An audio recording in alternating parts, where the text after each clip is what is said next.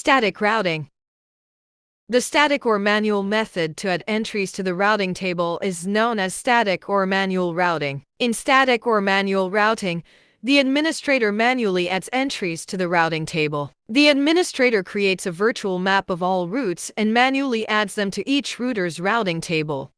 Now let's go to configure static routing. As you can see the topology of the static routing. First, go to the R1 and CLI to config. Press enter. First, you have to enable config T and then assign IP address inside source static. Then put the IP address and the subnet mask.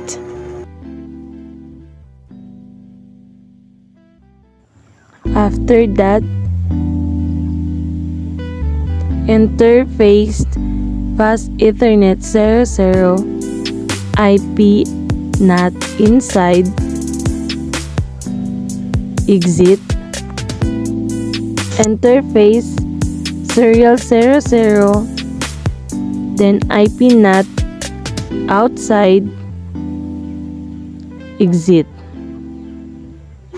enter IP NAT inside source static,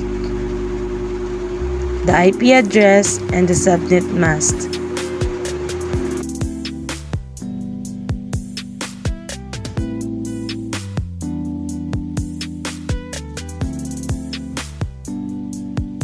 Then exit.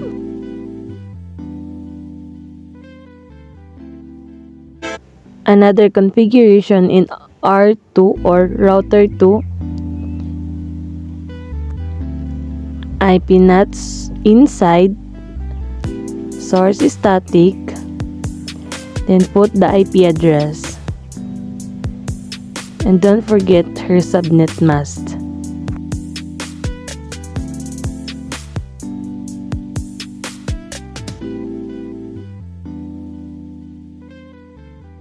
Interface fast Ethernet 00 IP NAT inside exit interface again serial 00 IP NAT source outside exit.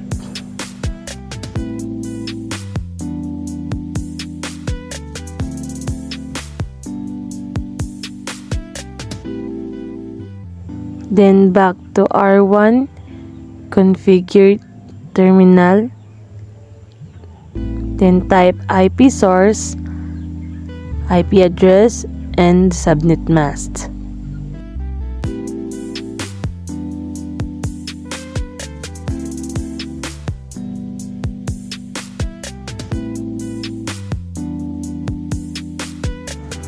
Next, same as R2, config terminal, IP route, IP address, and then the subnet mask.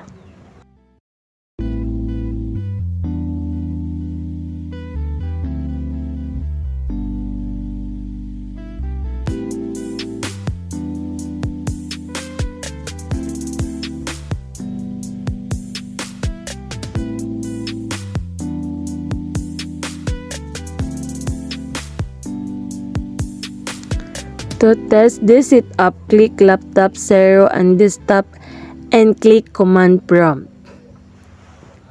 Run ping 200.0.0.10.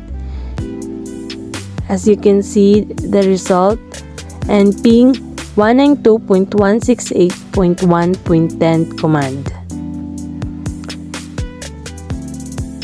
And you can go to the desktop web browser, then type the IP address.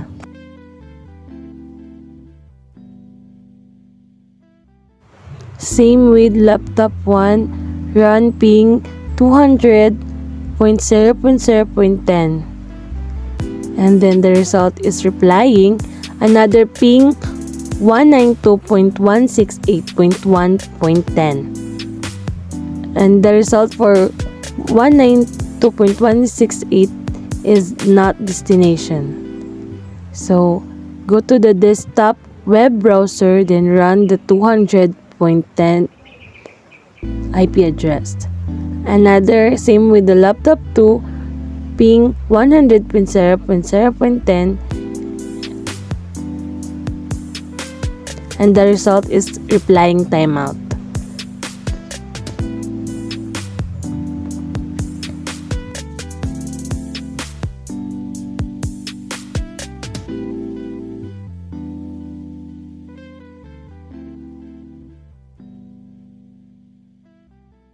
Ping 192.168.1.10, and the result is replying but destination timeout.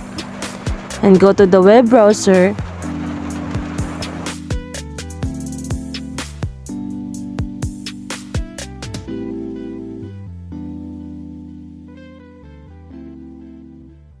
result, and the result is request timeout.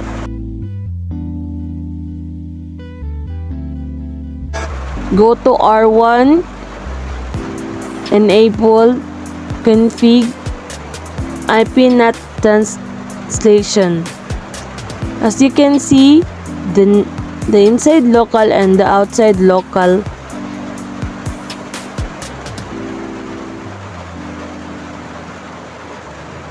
also. To the R2, type the enable and then show IP NAT translation. Advantage of static. Advantages of static routing. Static routing allows the administrator to save money. In static routing, the router does not use CPU and RAM to learn the routes and calculate the best route to each destination. Since static routing does not put overhead on the router's CPU and RAM, the administrator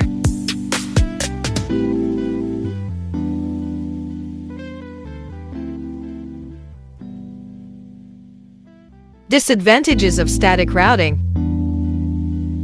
In static routing, since the administrator adds and manages all routes, the administrator must have in-depth knowledge of the internetwork.to add all routes correctly.